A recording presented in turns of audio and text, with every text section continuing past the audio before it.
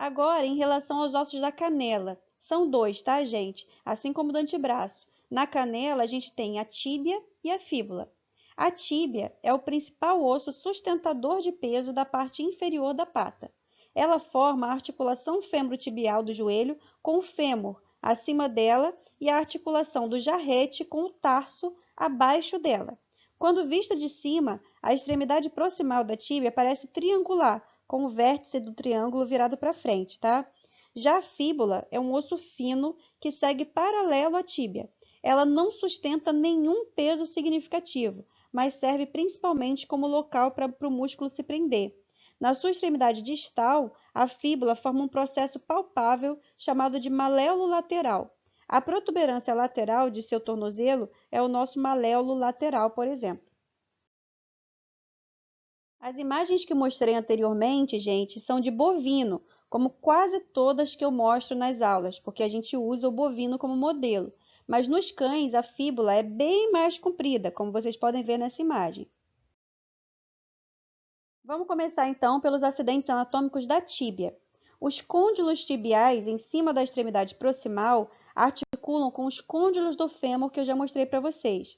E a tíbia tem dois: o côndilo lateral, que fica do mesmo lado onde tem a fíbula, e o côndilo medial do outro lado. No meio dos côndilos existe uma eminência, chamada de eminência intercondilar, que é discreta no cão, mas nos grandes animais conseguimos ver bem. A eminência, gente, tem dois tubérculos, o tubérculo lateral e o tubérculo medial. E no meio desses tubérculos tem uma vala, que é chamada de incisura poplítea. Como eu já falei para vocês, olhando de cima, a tíbia forma um triângulo. Então, essa parte mais proximal, a extremidade proximal da tíbia, é mais triangular, enquanto o restante do corpo, mais para baixo, mais distalmente, é mais redondinha. A ponta do triângulo da parte proximal, virada para frente, é a tuberosidade da tíbia, ou tuberosidade tibial, que continua distalmente como um cume chamado de crista tibial. O tendão patelar, gente, se liga a essa tuberosidade tibial aí. Ao lado dessa tuberosidade e abaixo do côndilo lateral, existe o sulco extensor. E na sua extremidade distal, a tíbia tem a cóclea como superfície articular. Além dos maléolos lateral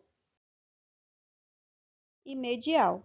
O maléolo medial é palpável e funciona como um puxador do lado medial do tornozelo, na extremidade distal da tíbia.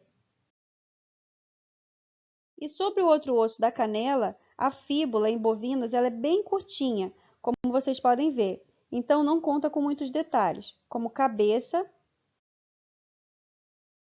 corpo da fíbula e lá no final, na extremidade distal, uma parte separada chamada de osso maleolar.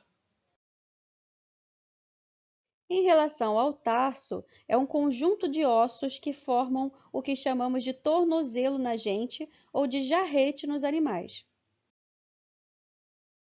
Aqui vocês podem ver exames de imagem dessa região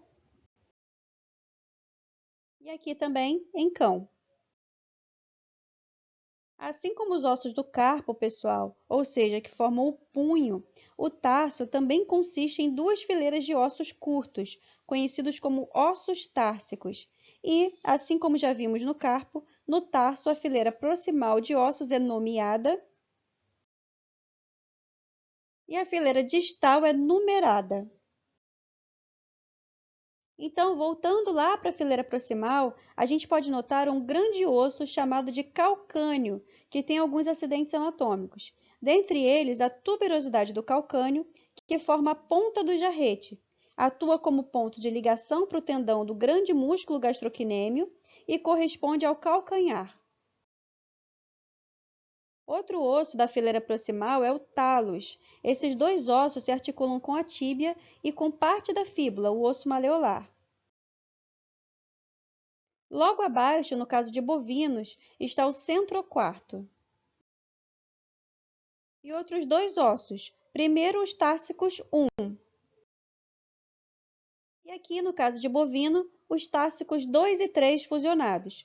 Ou seja, gente, a fileira distal dos ossos do tarso são numeradas, assim como a fileira distal dos ossos carpais. E essa fileira distal articula com o metatarso. Sobre o metatarso, ele forma o pé da gente e dos animais, e é muito parecido com o metacarpo, quase exatamente a mesma coisa, na verdade. As diferenças principais estão no cão e no gato, porque normalmente essas espécies têm apenas 4 dígitos no pé, diferente da mão que tem 5. Então acaba tendo um metatarso a menos também no pé. No caso desses animais, eles perdem o metatarso número 1, ficam só com os metatarsianos número 2 até 5. Já no bovino e no equino, continua muito parecido com o metacarpo, com os mesmos acidentes anatômicos, inclusive. A diferença é que o sulco longitudinal palmar na mão, no caso de bovino, passa a ser plantar no pé, ou seja, sulco longitudinal plantar. As falanges do membro pélvico também são quase exatamente como as falanges do membro torácico. A diferença principal é novamente em cães e gatos, porque usualmente apenas 4 dígitos compõem a pata do membro pélvico, ou seja, vai dos dígitos 2 até 5. E aí, em cada dígito, veremos as 3 falanges, proximal, média e distal. O mesmo para os sesamoides, pessoal. Pois teremos também, assim como vimos no membro torácico, os sesamoides proximais e distais. E aqui, para a gente finalizar, uma aplicação prática, o sarcoma de aplicação. Vocês já ouviram falar, gente? É uma neoplasia que pode acontecer em animais, principalmente em gatos, mas é raro, após a aplicação de vacinas, medicamentos, microchips, dentre outros. Considerando isso, a gente deve sempre fazer a aplicação de vacinas, por exemplo, na extremidade dos membros e nunca no dorso, como vemos por aí, né? Pois caso o animal desenvolva esse câncer, o sarcoma, a gente ainda consegue fazer a amputação do membro inteiro para garantir a margem de segurança e assim tentar impedir a evolução da doença com metástase, diferente de quando fazemos a aplicação no dorso, pois caso o animal venha a desenvolver o sarcoma, a gente provavelmente não vai conseguir retirar todo o tecido cancerígeno, podendo recidivar no mesmo lugar, evoluir mais ainda, se espalhar, caso a aplicação tenha sido no dorso, tá? E não é que na pata o sarcoma não vai se desenvolver não, tá?